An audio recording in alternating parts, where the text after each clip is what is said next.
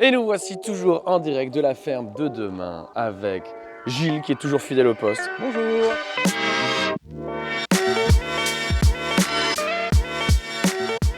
Là, on est à l'entrée de la ferme. Alors tu me disais, pas l'entrée de la ferme officielle de l'époque, mais aujourd'hui, c'est par là que les gens rentrent quand ils veulent aller directement à votre marché. Alors là, c'est plus qu'un marché, là, c'est carrément un supermarché que vous avez fait. C'est le magasin des fermes de demain. On peut aller le voir On rapidement peut aller voir, sans souci. Sous cette entité-là, tu as le jardin de demain qui produit et vend les légumes et fruits. Tu as des magnifiques fraises, hein, tu vois, produits. Elles sont belles. C'est magnifique. Tu as effectivement le GAEC 2000 qui transforme du lait en crème, beurre, fromage. On vend aussi du pain pour un boulanger bio, du pain cuit au feu de bois. Le Thierry Larbre qui vend de l'épicerie. Ça, en fait, vous êtes un vrai petit magasin bio à vous tout seul, quoi. Voilà, et bientôt on va se mettre à vendre de la viande aussi, qu'on produit sur la ferme. On ne manque pas d'idées. C'est trop bien. On arrive dans la cour de la ferme. Alors il faut savoir qu'à une époque, cette ferme, ça faisait vivre une dizaine de salariés. Les chevaux étaient là. À côté, les petits bâtiments qui sont là-bas, c'était les anciens burets, ce qu'on appelle les burets à cochons. C'est là que les cochons vivaient en fait. Le grand bâtiment qui est là-bas, c'était l'étable aux vaches. Au-dessus de l'écurie, au-dessus de la nurserie et au-dessus de l'étable là-bas, c'était des greniers. Et tout ça, c'était plein de foin. À notre époque, moi, il y a 40 ans, par la trappe que tu vois là, on passait toutes les petites balles de foin. Ah voilà. Oui, la petite trappe qui est juste ici. On passait des centaines de balles de foin. Là-bas, pareil en fait. Cette ferme-là, quand on a dit qu'il y avait des petits veaux, des vaches, des chevaux, des cochons, il manque encore quelque chose. Ce sont des... Alors des poules ou des lapins? Voilà, ce sont des poules. Là, c'était l'entrée, c'était le poulailler. À côté, c'était la cave. Parce qu'effectivement, quand on dit qu'il y avait 10 salariés, à l'époque, qu'est-ce qu'ils faisaient? Ils buvaient. Aujourd'hui encore, hein, je te rassure. Ils buvaient du cidre, du calva évidemment, mais il y avait le pressoir. Donc là-bas, c'était le pressoir. À côté, c'était la cave où ils stockaient les tonneaux. Voilà. Au-dessus, c'était le grenier à grains. Il faut savoir qu'à l'époque, les ouvriers portaient des sacs de 100 kg de grains. C'était pas 35 kg, c'était 100 kg de grains à l'époque. Hein. Moi, quand je me suis installé en 94, c'était encore des sacs de 50 kg. Ça avait diminué par deux, mais aujourd'hui, on est sur des sacs de 35 kg. Et à côté, c'était la grange. La grange, elle était pleine. Elle fait 72 mètres carrés sur 8 mètres de haut. Elle était pleine de paille et de foin également pour passer l'hiver. Aujourd'hui, ça a été transformé par l'association Le Tiers-Lieu en salle de spectacle. On pourrait y aller voir. Allons voir la salle de spectacle, attends. Ouais. Et alors, juste avant que tu nous montres le théâtre, ici, qu'est-ce que c'est? Là, en fait, c'est la maison historique de la ferme. Cette maison, elle était faite pour une famille. Et aujourd'hui, c'est devenu ce qu'on appelle le co-living, en fait. C'est un peu mode auberge de jeunesse, c'est-à-dire que tu peux venir dormir, tu as 5 chambres, avec tout le confort possible et imaginable. Tous les midis, n'importe qui peut venir manger ici. Il suffit de le dire à l'avance, et pour 5 € tu vas venir manger. Voilà.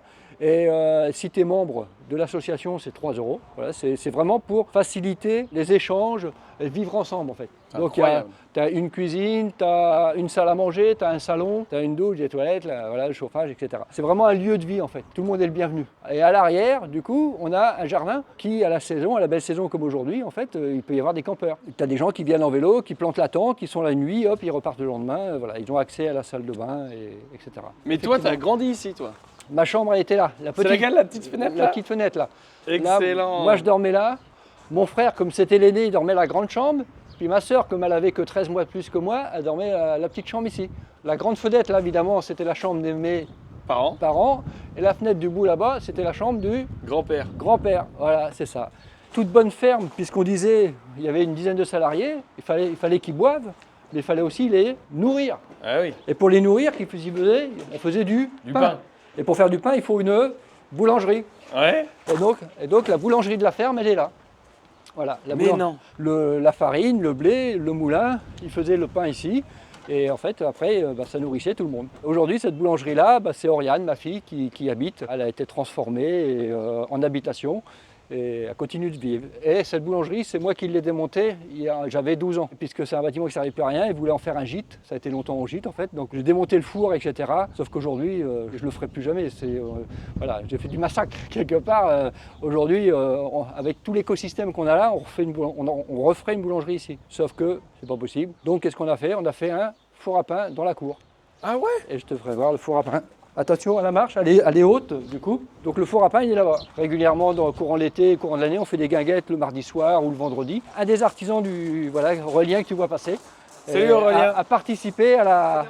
A participé vivement à la construction de ce four à pain. Et donc il a été refait à l'ancienne avec les briques, la sole que j'ai démontée il y a 45 ans dans la boulangerie qu'on a vue tout à l'heure. On les a retrouvés 45 ans après dans un bâtiment. Ils ont resté aux mêmes places pendant 45 ans, c'est incroyable. Donc ça c'est un petit bout de ton massacre. Et ça c'est un bout de mon massacre que je suis trop fier que mon fils l'a remonté en fait. Et c'est un four à pain qui fonctionne très bien. On cuit des torgoules, on cuit des pizzas et du coup on revient à notre fameuse salle de spectacle. Parce qu'en fait, cette ferme est quand même un vrai spectacle. Ah, oui. La salle de spectacle, entrez messieurs, dames. Voilà. Alors évidemment, la lumière n'est pas allumée. La lumière n'est pas allumée. Quand on nous a dit on va accueillir Nicolas Mérieux, on s'est dit c'est génial, on a une super salle de spectacle. Mais il dit oui, mais ta salle de spectacle, elle est belle, elle est bien, mais elle est beaucoup trop petite. Avec la notoriété qu'a cet homme. Hein, et du coup, je tenais quand même à y faire voir. Elle est agréée pour 100 personnes debout. Et ça aurait été un peu juste puisqu'on attend entre 250 et 300 personnes ce soir. C'est l'association qui a tout refait. Wow. Ça j'insiste, parce qu'ils ont redécapé les pierres, refait les joints. Ils ont refait au mur, ils ont refait, ça c'est un mélange terre-chanvre. Ouais, terre-chanvre projeté, ouais. Avec après, quand on va par là, la vue sur une magnifique terrasse. Et qui était anciennement un parc à bestiaux en fait, du temps d'une ferme. Le taureau était dans ce parc-là en fait. Tu parlais du fait qu'il y ait des salariés, c'était quand toi tu étais petit ou quand tu as repris la ferme, il y avait encore autant de salariés? Avant que mes parents arrivent, il y avait 10 salariés. On n'appelait pas ça des salariés, à l'époque on appelait ça des ouvriers. Ensuite, mes parents en ont gardé que 4. Et avec toute la modernisation qu'on a pu parler cet après-midi, en fait, de l'agriculture, on a eu besoin de moins en moins d'ouvriers et de salariés. Donc du coup, on n'a gardé qu'un seul salarié jusqu'à mon installation. Pendant plus de 30 ans, cette ferme-là a vécu avec un salarié en fait. L'évolution qu'on a mis aujourd'hui est super intéressante parce qu'avec toute la diversité de production qu'on a pu mettre en place, aujourd'hui on arrive à sortir un revenu pour plus de 10 salariés ou chefs d'exploitation. Avec la diversification, la transformation, le maraîchage, le tiers-lieu associatif, etc. On a recréé ce qu'on a perdu depuis 60 ans en fait. Moi, je suis un peu scotché. Et ça, quand je dis on a recréé, c'est pas moi, c'est les jeunes. Hein. Moi, j'y suis pour rien, en fait. Je vous propose qu'on aille voir les vaches.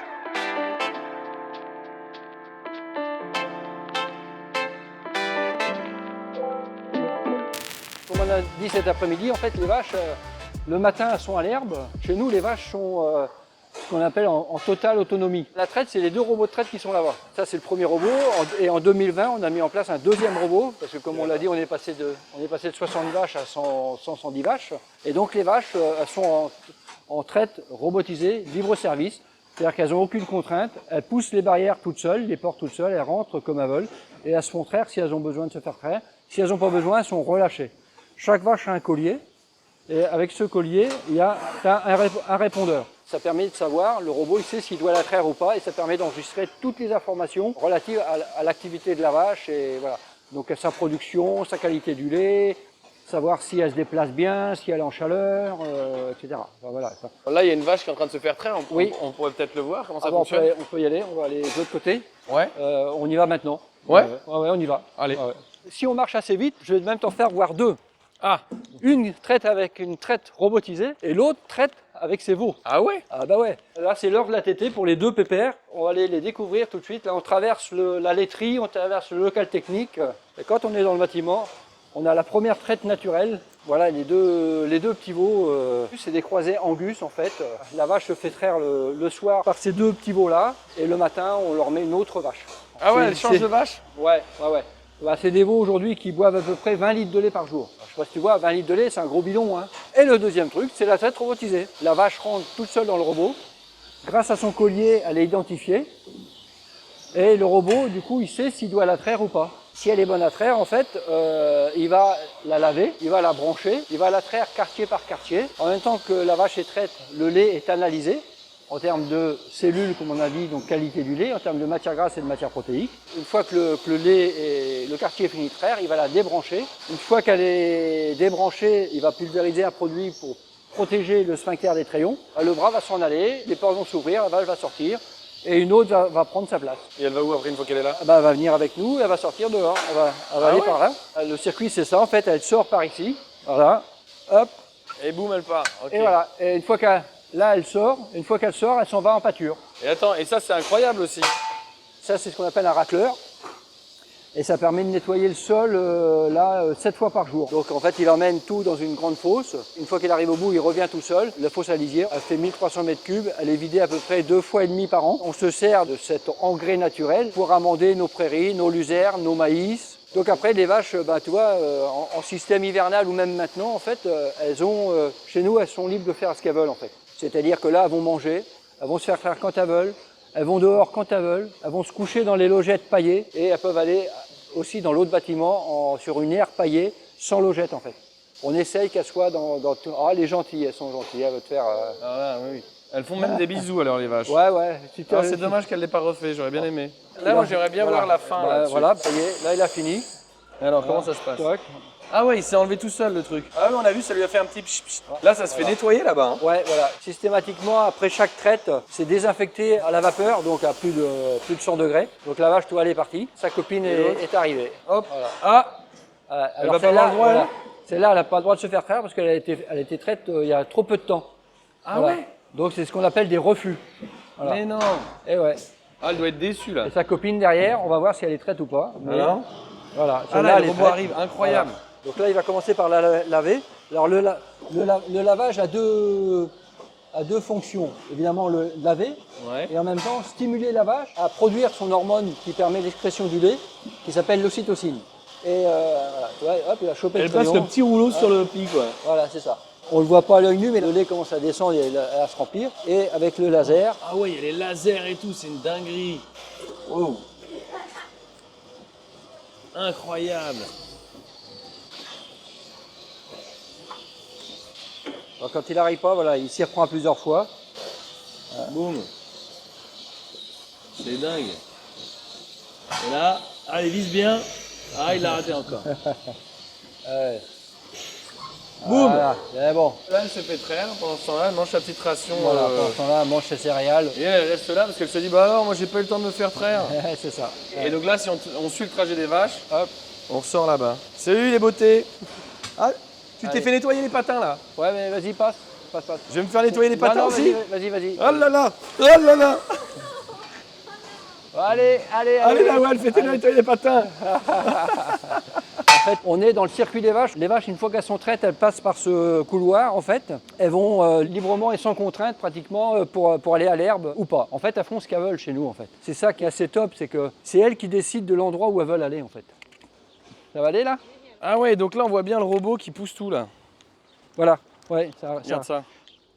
Ah ouais, c'est dingue. Ah, le câble il va jusque là-bas quoi. C'est ça. On a des moteurs à chaque bout en fait. Ce on sont voit que ça deux pousse petits sur- moteurs de 0,75 kW à chaque bout. On va faucher Dingue. notre luzerne la semaine prochaine. Une fois que la luzerne sera fauchée, on va épandre ce lisier. C'est riche en phosphore, potasse, aussi en azote. Bien que la luzerne n'ait pas besoin d'azote, mais c'est pas grave. Dingue, bam. Voilà. Cette fosse à lisier, elle fait 1300 mètres cubes. On la vidange 2 fois et demi par an. La prochaine fois, ça va être dans 15 jours maintenant. Parce que vous voyez qu'elle est presque pleine. Là, on a notre passage d'homme ici, donc ce qui permet de passer sans se faire mal au dos. Voilà. Comme ça fait que 30 cm, les vaches ne peuvent pas passer et un homme passe. On appelle un passage d'homme. Ben, quand on va arriver au fil électrique, on va te dire stop. Stop. Je vous ouvre le fil dans ce cas-là. Ah. Donc là, on est effectivement dans les pâtures des vaches. C'est ce qu'on appelle du pâturage dynamique chez nous. Pâturage Ah. tournant dynamique. Bien. Pâturage tournant dynamique, effectivement. Cette année, c'est quand même compliqué, même s'il pleut partout en France, chez nous, il fait sec. Et comme vous le voyez, il n'y a pas beaucoup d'herbe au sol. Donc c'est pas ça qui nourrit les vaches chez nous. Je suppose que tu nous en parleras ce soir, mais on est dans un certain dérèglement climatique. Et ce certain dérèglement climatique, il fait que nous, dans les élevages laitiers, tu as 2 périodes critiques. Tu as la période hivernale à cause du froid et de la pluie, et tu as la période estivale. On a des périodes qui sont de plus en plus sèches et de plus en plus longues. Eh ben, on manque de pluie, un peu trop de chaleur des fois, et du coup, on n'a plus d'herbe. Et donc, ce qui fait que dans des systèmes comme les nôtres, on est obligé de prévoir 2 périodes d'alimentation à l'auge, parce qu'avec de l'herbe comme ça, en fait, quand je vous dis que mes vaches produisent 20 litres de lait aujourd'hui, Attends, C'est 20 litres par quoi? par vache et par jour. Mais non. Si. C'est énorme. En bio, c'est pas mal. Vous avez vu, on a deux races. On a la Jersiaise Et la Prime Holstein. et la Prime Holstein. La Jersiaise aujourd'hui a produit 12 litres de lait et la Prime Holstein a produit 25 litres de lait. Comme je suis à un rapport de 40% de Jersiaise, 60% de Prime Holstein, on est en moyenne à 20 litres. Mais c'est normal parce que les Jersiaises, ce sont des jeunes, elles sont qu'en premier veau. Encore une fois, l'année prochaine, on fera un peu plus de lait avec le même nombre de vaches parce que mes Jersiaises de 12 litres elles vont passer à 17-18 litres. 5 litres de plus par 50 vaches, ça fait 250 litres de lait par jour en plus. Par 365 jours, ça fait 60 000 litres de lait en plus. Potentiellement, l'année prochaine, on est capable de faire, allez, 40 000 litres de lait en plus. Sachant qu'aujourd'hui, on produit à peu près 700 000 litres sur la ferme en fait. Donc là, on parlait du pâturage tournant, donc c'est-à-dire que là, on a 12 paddocks successifs. Les vaches, tous les jours, changent de paddock. Si tu mets les vaches à pâturer dans une herbe où il n'y a pas d'herbe, dans un paddock de 90 arts, la vache elle s'embête et aussitôt elle rentre au bâtiment. Donc ce qu'il lui faut c'est de la surface. Donc on va le voir dans la parcelle d'après. Elle n'est pas du tout séparée, elle n'est pas du tout cloisonnée de façon à ce que les vaches aient grand et qu'elles puissent rester au champ. En fait ce qu'on a fait avec les deux vaches, on a mis un programme de plantation. Donc tu vois que là on a planté des arbres, alors pour l'instant ils sont petits, on en a planté 60 qui sont destinés un jour à faire de l'ombrage à nos animaux, mais on a aussi surtout planté une haie de 500 mètres.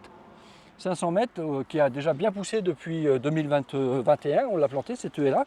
On a planté de l'acacia, on a planté du noisetier, juste là. On a planté du chêne. À l'autre bout là-bas, on a planté des noyers. Voilà. Et c'est une haie qui pousse plutôt bien, en fait, puisqu'elle a que 3 ans. Et cette année, on a encore un programme de plantation de plus de 2 km de haies. Voilà.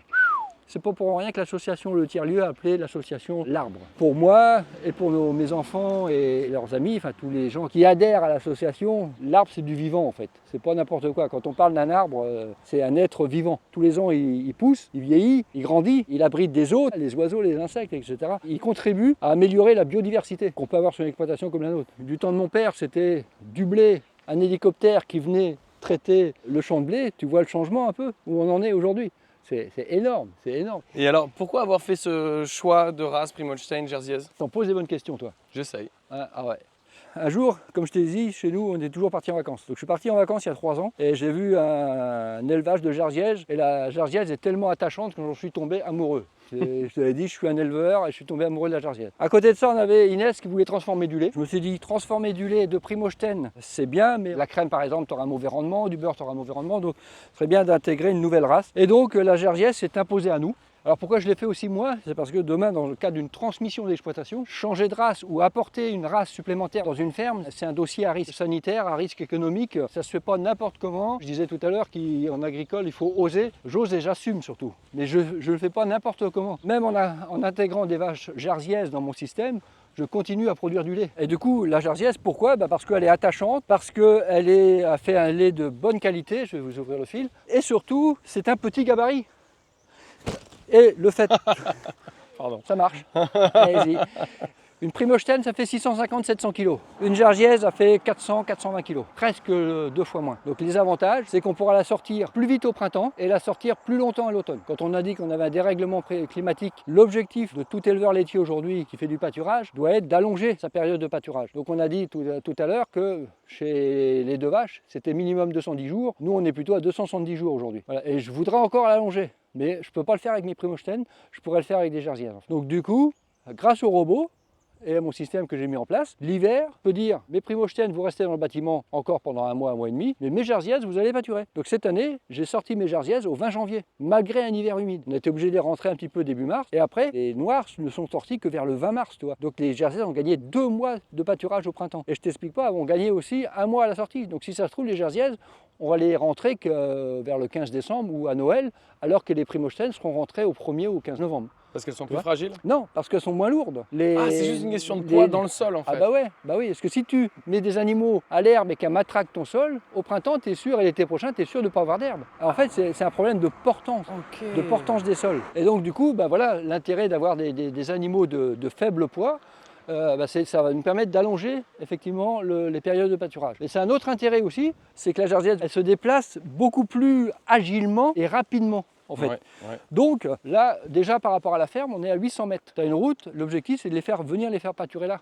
Ce sera, quand on aura réussi ça, les faire pâturer ici dans l'agroforesterie, à côté dans l'agroforesterie. Et ça, par rapport à notre bilan carbone, c'est super important.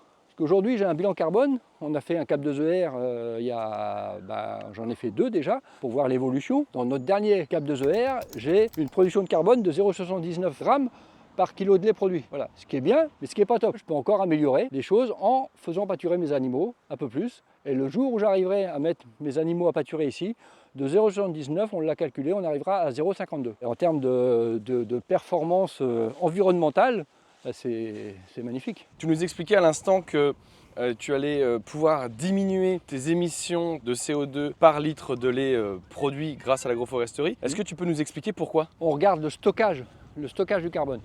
Donc on sait qu'une prairie va stocker, alors j'ai peur des chiffres, hein, mais elle va stocker tant de carbone par an par rapport à un blé ou un maïs, une culture normale si tu veux, où elle ne va pas stocker, elle va plutôt produire du carbone supplémentaire. Alors que là, dans des parcelles comme celle-là, on va stocker du carbone en fait parce que la culture est en place plusieurs années en fait.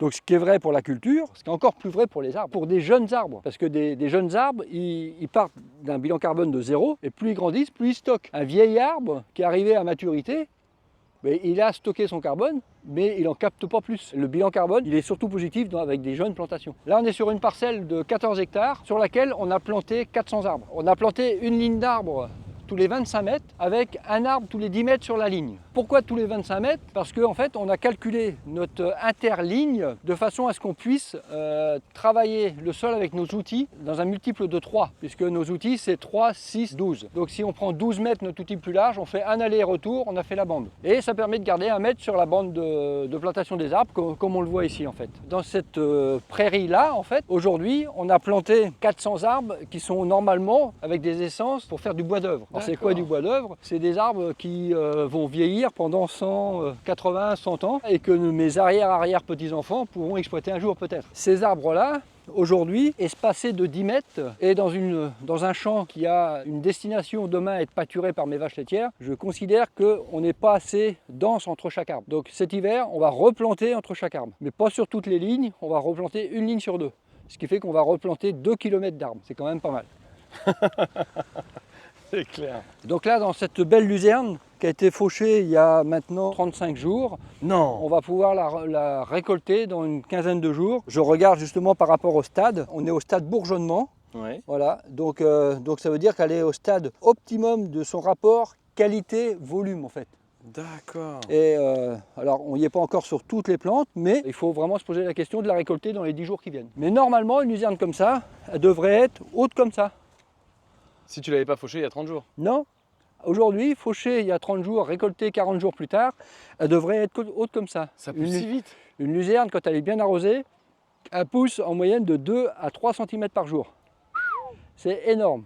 Mais pourtant, là, il a fait que pleuvoir. Ben non, chez nous, il a fait que de faire sec. Ah, c'était l'inverse, il pleut depuis qu'on est arrivé. C'est le fameux dérèglement climatique. Parce que nous, on fait un farm tour et tout le monde s'est plaint qu'il y ait trop de pluie et toi, tu te plains de l'inverse. Nous, on n'a pas eu d'eau. Au mois de mai, je crois, on a eu 25 mm. Au mois de juin, on a eu un gros 12-15. Alors quand je vois qu'en France, effectivement, il y a des inondations, de la pluie partout. Alors là, aujourd'hui, on a un vent de sud, c'est pour ça qu'on a de l'eau. Mais nous, on est au bord de la mer, tu vois, là-bas. Là, tu vois la mer, là-bas. Dans la goulette qui est là-bas, derrière, c'est la mer. Ah ouais? Ouais. Et la mer là-bas, comme on est sur les côtes de la Manche, on a souvent au printemps un vent de nord-est qui nous protège de la pluie, en fait. Tu serais venu au mois de juin, il y a un an, tu m'aurais dit, tes arbres, ils sont morts, en fait. Et en fait, ils étaient brûlés par le sel. J'ouvrais mes barrières, je mettais ma main sur les barrières pour ouvrir, je mettais ma main à la bouche, c'était salé. Ah ouais. Donc ça brûle tout en fait. Voilà. Donc tu vois que là on est dans du sec en fait. Hein. Voilà. On devrait avoir beaucoup. Ça devrait faire le double en fait. On va aller voir là-bas parce que le but quand on fait de l'agroforesterie, voilà, c'est pouvoir cultiver entre les lignes d'arbres hein, qu'on voit bien ici, soit pour faire pâturer, soit pour faire des cultures. Et là, on va voir comme effectivement. Là, une belle planche de culture. Là. Voilà, tu as 3 planches de culture en fait dans les lignes d'arbres dans lesquelles on a semé du maïs, qui pousse plutôt bien. C'est pas le plus propre de la ferme parce que j'ai fait un essai cette année et donc on l'a volontairement moins désherbé que celui qui est dans la parcelle là-bas, mais on va pas y aller parce qu'on a 1 kilomètre à faire à pied, mais qui est magnifique puisqu'il m'arrive au nombril. Lui, il est un peu moins grand, mais quand on regarde ce maïs-là, il est quand même assez joli. On a essayé différentes techniques culturales, on a différentes hauteurs de maïs en fait. On a un système de travail du sol sur les principes de l'agriculture régénératrice. Conservation des sols, conservation du sol, presque semi-direct. Au mois d'avril, si tu veux, le sol était comme ça, donc une luzerne, des graminées, etc. On a passé un coup de fraise, on l'a passé à 5 cm pour désherber et tuer toutes les graminées. Derrière, j'ai retravaillé à la herse rotative et on a semé comme ça en direct, sans aucun autre travail du sol. Par contre, à côté, on a passé, c'était précédent luzerne aussi, mais on a passé du déchaumeur à l'automne. On va aller voir. Le maïs est un peu plus développé. Le déchaumeur, c'est un appareil à dents. Cet appareil à dents, il nous permet de travailler le sol un peu plus en profondeur. Mais tu retournes pas les horizons comme sur un labour. Voilà, pas du tout. Voilà. Là, on est sur un maïs qui normalement, il devrait être plus propre. J'ai fait un essai, donc j'ai volontairement pas désherbé comme il faut dedans. Vers le 10 juin, j'ai semé dedans de la luzerne et du trèfle violet pour faire une couverture en me disant il va pleuvoir. Sauf qu'on n'a pas eu d'eau, comme j'ai dit. Donc du coup, j'attends impatiemment que ça lève, mais pour l'instant, on ne voit rien lever parce que il n'a pas plu. Donc si ce n'est les mauvaises herbes qui sont levées bien avant. Ça n'empêche que le maïs globalement est plutôt joli. Voilà. On a plutôt un beau maïs. Voilà. Avec des bandes d'arbres tous les 25 mètres. Qu'est-ce que tu nous montres d'autre de beau? Maraîchage avec mon fils dans ce cas-là. On va appeler Guillaume.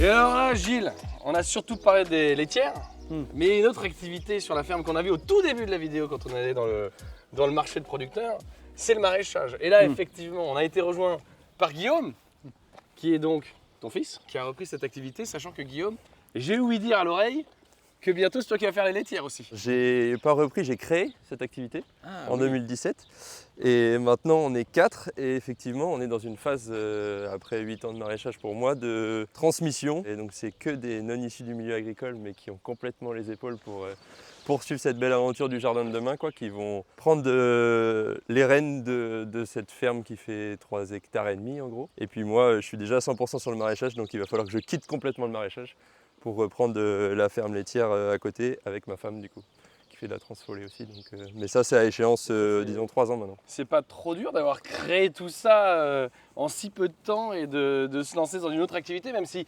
j'imagine que tu as baigné dedans, puisque ton papa faisait ça déjà et tu as dû grandir ici. Moi je suis ingénieur en production laitière, donc c'était un peu mes racines, effectivement j'ai grandi ici. C'est un plaisir aussi d'aller vers des nouveaux défis, de continuer aussi cette belle aventure, parce qu'en fait vous avez compris, je pense que tout est imbriqué. Le tout ne peut pas tenir s'il manque une partie. Et moi je suis très heureux et très fier de pouvoir faire perdurer et évoluer la partie disons historique qui est la production laitière. Alors, la partie maraîchage, toi du coup tu t'es formé en maraîchage? Je me suis jamais formé en maraîchage. Tu t'es jamais formé? J'ai fait 2 mois de stage, c'est toute l'intégralité de ma formation en maraîchage. Par contre j'ai visité comme toi je pense maintenant ça doit se compter en centaines de fermes. Je continue à visiter des fermes tous les ans.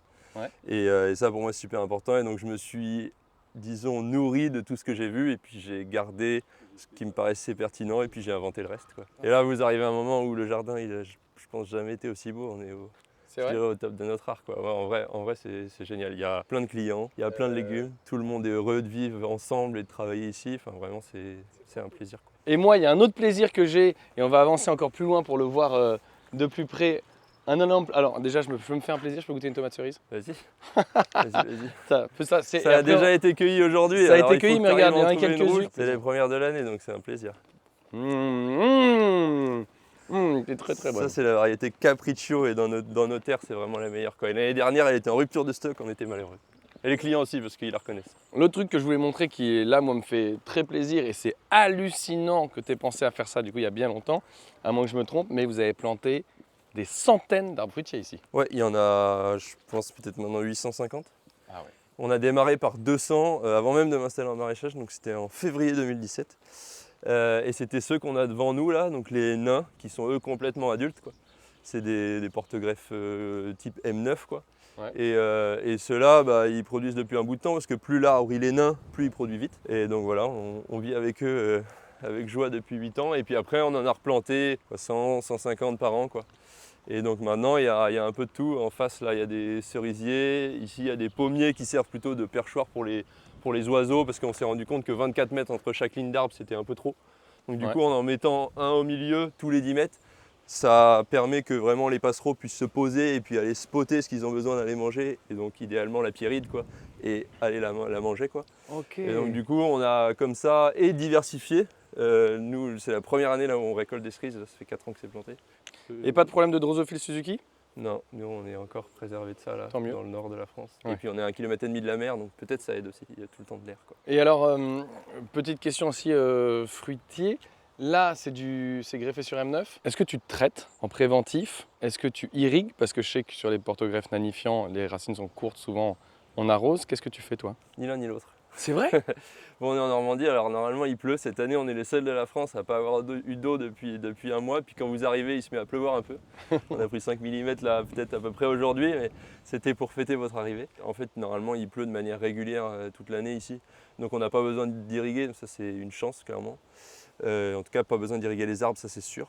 Et après, en traitement, non, on est 100% naturel, quoi. Donc il y a zéro traitement, il n'y a pas de cuivre, il n'y a rien de tout ça.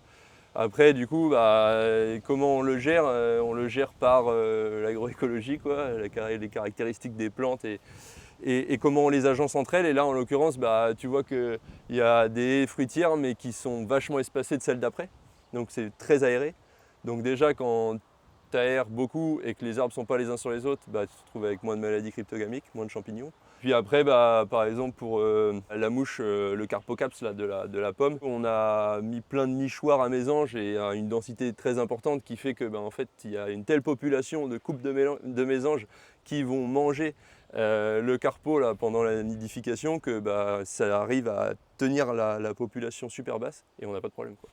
Donc en utilisant les caractéristiques de la nature, on arrive à se passer des traitements. Maintenant, voilà, ça reste une activité annexe. L'année dernière, en pomme-poire, on a fait 10 000 € de chiffre d'affaires. C'est un peu plus de 5% du chiffre d'affaires. Donc vraiment, s'il y a un gros problème, on n'est pas sur la paille, quoi. On est très diversifié. Donc ça permet aussi de prendre des risques dans ce sens-là. Mais je pense que c'est ça l'agriculture de demain. C'est une agriculture qui est opportuniste, une agriculture qui arrive à s'adapter aux situations. Et du coup, c'est une agriculture qui est diversifiée, quoi. Tu viens de dire que 10 000 € c'est 5% du chiffre d'affaires. Donc si mes calculs sont bons, ça veut dire qu'à 4, vous faites 200 000 € de chiffre d'affaires. On a fait l'année dernière 170 000. Ok. Avec une mécanisation, peu de mécanisation, pas de mécanisation? On loue un tracteur à la ferme laitière à côté. Et du Coucou coup, Gilles. oui, d'ailleurs, ça fait 2 ans qu'ils nous offrent le tracteur, donc on ne le loue pas, mais on eut loué un tracteur. Et du coup, on est mécanisé. Toute la partie que vous voyez là actuellement, c'est du maraîchage sur sol vivant, donc il y a zéro travail du sol depuis 8 ans maintenant. Mais par contre, il y a une mécanisation des paillages, qu'on utilise un outil qui est juste révolutionnaire, qui s'appelle le godet décileur, qui nous permet de taper dans un tas de matière, donc du compost de déchets verts ou de l'herbe de tonte, enfin voilà, et de venir directement sur la planche et de déciler un trait de matière sur la planche d'à côté, quoi. Et après, il n'y a plus qu'à mettre un petit coup de râteau, quoi. Donc une planche de 60 mètres comme celle-là, moi il me faut 8-9 minutes pour la déciler, alors qu'à la brouette j'en ai pour 2 heures, quoi. Alors là, par contre, c'est incroyable ce que tu me dis parce que moi j'ai livré 100 camions de broyat de bois étalés sur ma parcelle. Ouais. Et je ne savais pas trop comment le faire. Alors bon, c'est des entreprises de travaux agricoles qui sont venues le faire. Ouais. Mais un godet décileur, j'aurais pu le faire, ça, du coup. Du coup, tu le fais à petite dose tout le temps, quoi. Ce qui est, à mon avis, plus pertinent parce que du coup, tu donnes à manger au sol au fur et à mesure qu'il en a besoin, quoi. Nous, on ne mange pas une fois, beaucoup au début de l'année, puis après, basta, quoi. Non, il faut qu'on mange un peu tout le temps, quoi. Donc là, le paillage, il sert à donner à manger à la vie du sol, aux bactéries, aux champignons, aux vers de terre, mais il sert aussi à couvrir le sol pour éviter que les mauvaises herbes poussent, quoi. En apportant un petit peu tous les ans, on amende le sol, on donne à manger à la vie du sol qui crée la porosité, qui permet aux racines de se développer. Et en même temps, on limite nos travaux de désherbage, quoi. Et c'est là que la différence se fait, quoi.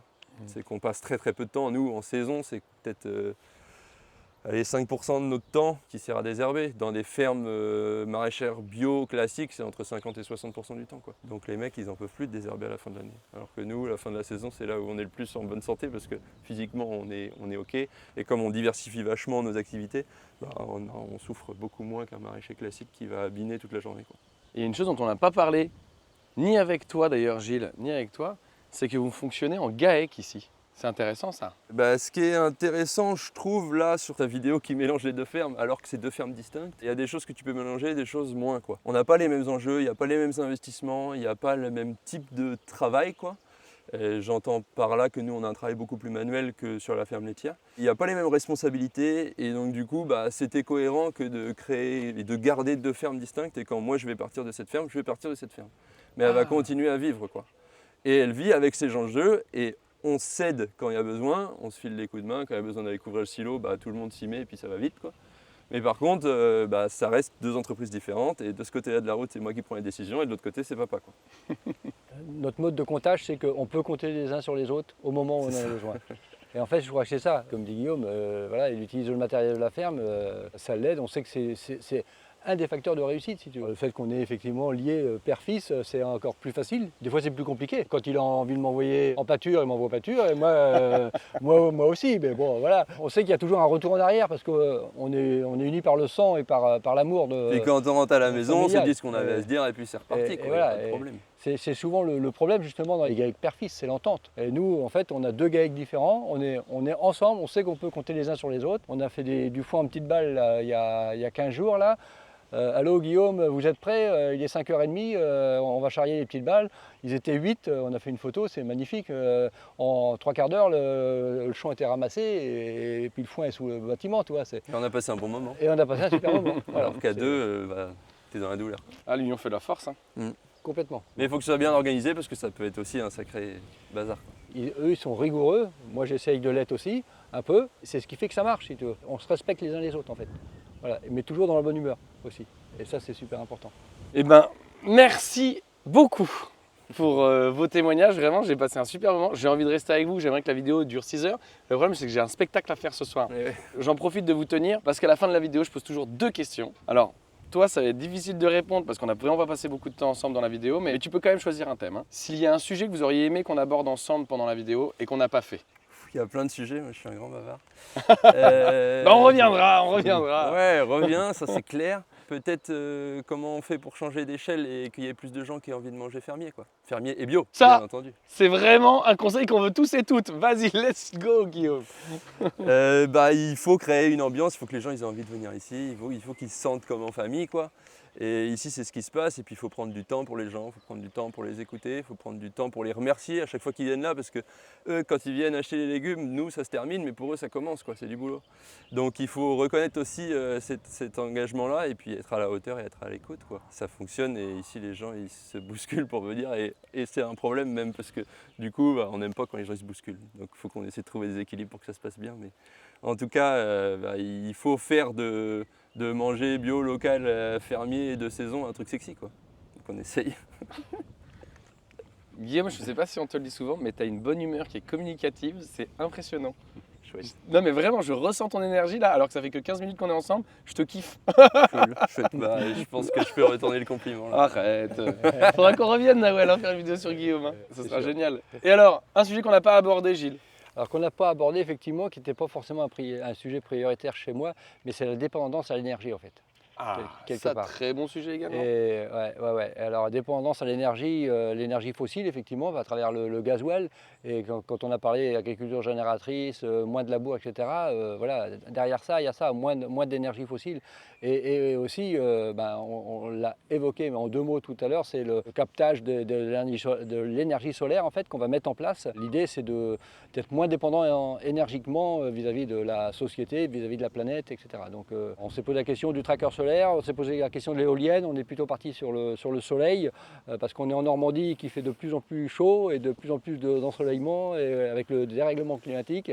Voilà, donc peut-être l'énergie. Voilà, c'est un nouveau sujet. Et qu'est-ce que tu veux nous dire dessus? C'est qu'on en a pris conscience et qu'on y travaille. Et encore une fois, les 2 vaches nous aident à faire cette transition énergétique en fait. À travers le fonds de développement des 2% qu'on a parlé cet après-midi, ils vont nous permettre de réaliser un projet trop lourd et un retour sur investissement trop long. Surtout avec des jeunes qui arrivent derrière. Du coup, là, le fait d'avoir les 2 vaches, grâce au fonds de développement, on a pu investir dans un tracker solaire. Et donc, en même temps qu'on investit dans un tracker solaire, on prévoit l'investissement du 2e tracker solaire, donc tu vois, toujours plus loin, parce qu'on sait que notre mode de production aujourd'hui ne sera certainement pas le mode de production de demain. Je pense à la fromagerie par exemple, mais je peux aussi penser au séchage du foin en grange, qui est très énergivore. Et si tu comptes que sur les centrales nucléaires pour sécher ton foin, basta, c'est pas dans nos valeurs si tu veux. Mais par contre, si on met un 2e tracker solaire et qu'au lieu de produire 30 000 kW, on en produit 65 000 kW parce qu'on a 2 trackers et qu'on va sécher du foin, voilà, c'est un réel intérêt et atout. Et alors, dernière question et on se quittera là les amis. Est-ce que vous avez l'un et l'autre un conseil à donner pour des gens qui voudraient se lancer dans le monde agricole? Honneur au fils. Je pense qu'il faut être patient, à l'écoute des anciens, à l'écoute de ceux qui sont là depuis longtemps. Et en même temps, il faut croire en ses rêves, quoi. Parce que si tu fais que te plier à ce que les autres ils te disent, bah, on va pas inventer l'agriculture de demain comme ça. Et on sait que l'agriculture d'aujourd'hui, elle n'est pas du tout idéale, quoi. Écoutez ce que les gens vous disent, prenez-le avec respect, prenez le temps parce que le monde paysan c'est un temps long. Et en même temps, n'oubliez pas vos rêves et n'oubliez pas pourquoi vous êtes paysan, quoi. Ça, c'est de la punchline. Gilles? Et moi, je dirais que le métier d'agriculteur, c'est un métier passionnant, mais de passionné. Donc si vous n'êtes pas passionné, passez votre route. Si ça fait partie de vos rêves, comme me le disait Guillaume, il faut oser en fait. Oser, ça veut dire quoi? Ça veut dire prendre des risques à un moment donné, mais toujours prendre des risques mesurés. Mesurer, respecter et écouter son corps, écouter sa tête, vous irez plus loin. Mais vous irez plus loin pas tout seul. Et sachez vous entourer. Et on va toujours plus loin ensemble. Tout seul, on va plus vite, hein. Mais ensemble, on va beaucoup plus loin. Le jardin de demain, la fromagerie de demain, l'arbre, tout ça, c'est une symbiose, c'est un écosystème. Et on est ensemble. Si on peut mesurer le chemin parcouru en 7 ans, c'est ensemble. Voilà. Tout seul, moi aujourd'hui, je ne serais rien en fait. Je l'ai dit aussi tantôt, un agriculteur seul et un agriculteur mort, voilà, il n'a pas de résilience. Ensemble, on explose. Eh bien, merci infiniment à tous les deux. On peut dire au revoir aux gens de YouTube, ils sont là. On leur dit au revoir. Si tu le souhaites, effectivement, mais je voudrais faire un bisou à mon fils. Parce qu'en fait, c'est ça aussi, c'est la complicité. Voilà. C'est beau. Moi, je vais pleurer. Je peux avoir un bisou aussi. Oh oui, oh oui. Il a l'air d'avoir passé un bon moment avec toi là. C'était génial, merci beaucoup. Salut! Merci d'avoir regardé cette vidéo. Si elle t'a plu, j'aimerais bien que tu me le dises en commentaire, que tu penses à t'abonner, à mettre un like et à activer la cloche. D'ailleurs, si tu veux voir la première partie de cette vidéo, elle est déjà disponible sur ma chaîne YouTube. Il suffit que tu cliques juste ici pour la voir. Regarde, elle est là, elle s'affiche devant toi. Allez, va la voir. Et si tu veux venir me voir sur scène, au fait, les dates s'affichent juste ici. Allez, ciao!